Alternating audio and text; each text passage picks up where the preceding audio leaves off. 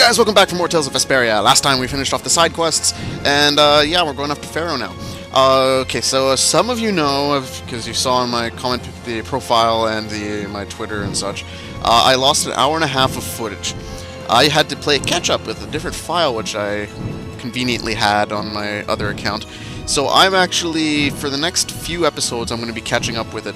So the easiest way to discern this was for me to give Yuri a white hat. So if you see the white hat, as long as you see Yuri in the white hat, this is the backup file and not the actual file. It'll only be up to probably about halfway through the next dungeon-ish. It's right before the next Giganto monster. Like, I got the next Giganto monster fight still. Anyways, we're going to go meet Phaeroh.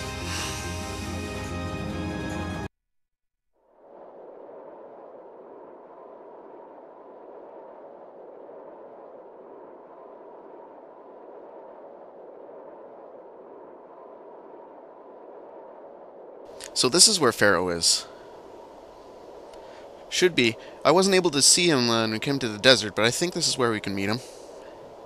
I hope nothing bad will happen. What if he suddenly attacks us? I can't make any guarantees. I don't think he will have a say in the matter. Carol, are you okay?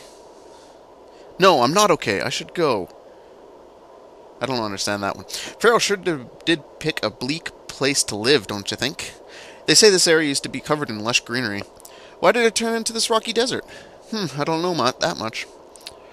Estelle, are you really going to meet him? Even though you could be killed? Yes, I've already made my peace with this decision.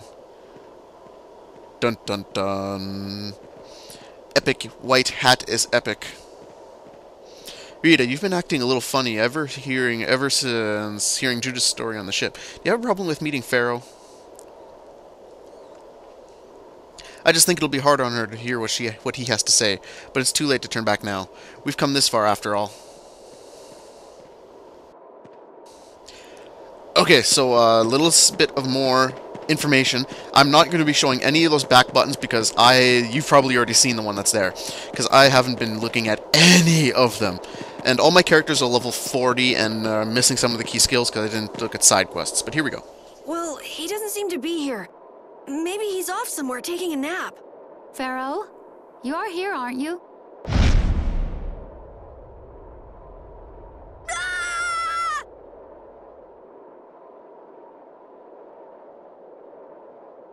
Insipid poison, you appear before me at last. So you are here. Is that how you greet all your guests, Phaeroh? By calling them names? For what reason have you come to me? Surely you are aware that I could end your existence with a mere thought. You talk pretty big, don't you? Well, if you really want to fight, I'd hate to disappoint you. Yuri, no! Everyone, please wait! Estelle! Phaeroh, please hear what I have to say. Does death hold no fear for you, little one? For you gaze now into the mouth of death itself.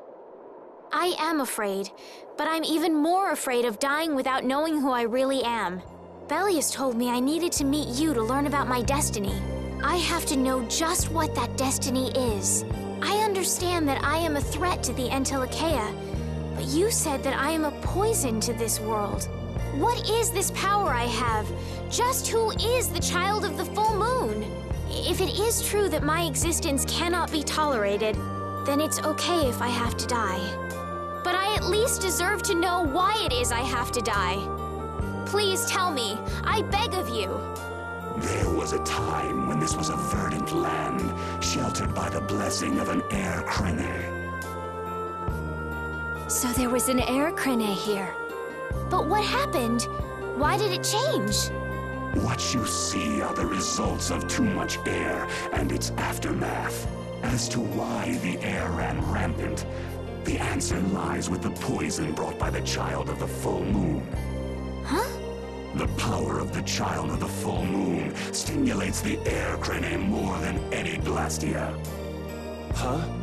Blastia convert air into energy by way of a formula.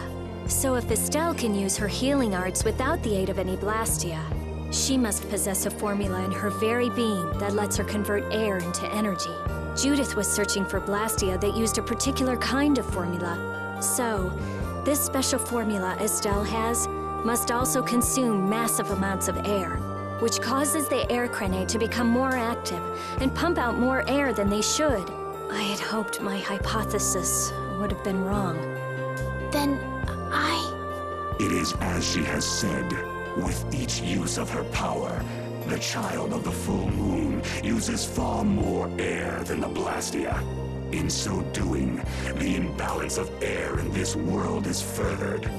For the planet, such an existence can only be called a poison. So you just wipe it out then? Little quick to judge, aren't you, Phaeroh? This problem concerns the entire planet, and she is its cause. To do nothing would be unparalleled folly. If the problem's with Estelle, then it's for us to solve. You have no place in our affairs. The gravity of this situation is beyond your grasp. You don't honestly think that everything's gonna be all sunshine and rainbows if Estelle dies, do you?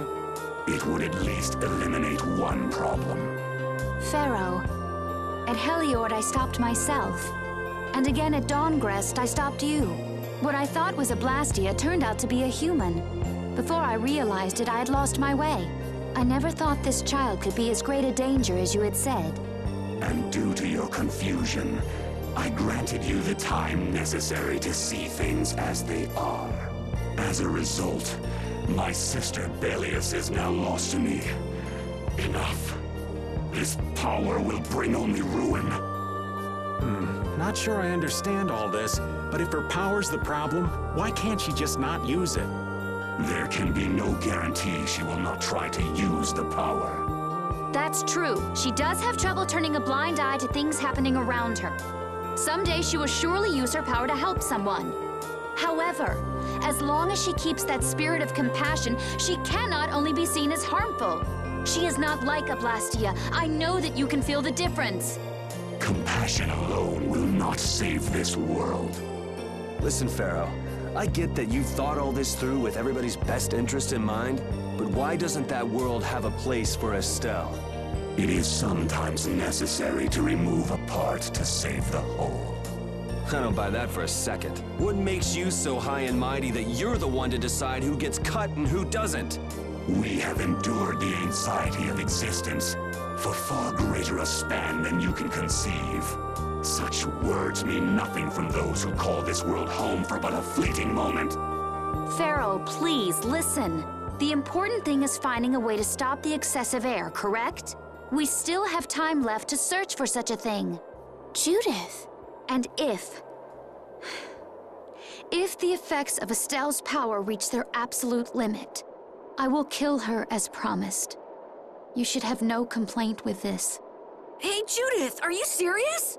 I'm sure brave Vesperia will come up with something before that happens, right? What? Yeah, of course we will. Well, score one for Judith, so that settles it. If we humans are to blame for Estelle's problem and bringing on the apocalypse, then it's up to us to make things right. If we give it all we've got and still blow it, you can slow roast us on a grill for all I care. You have changed. If you were still as before. Have I? That is nice to hear.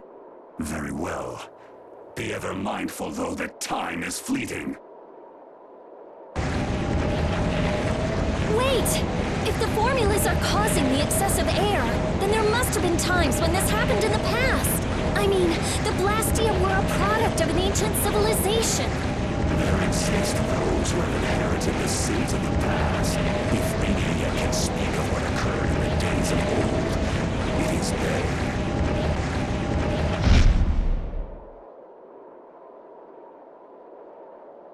He's gone. Thanks for everything, Yuri. Judith, you too. No problem. But hey. What? It's okay if I have to die? What the hell was that? I'm sorry. I don't want to hear that again. I'm sorry.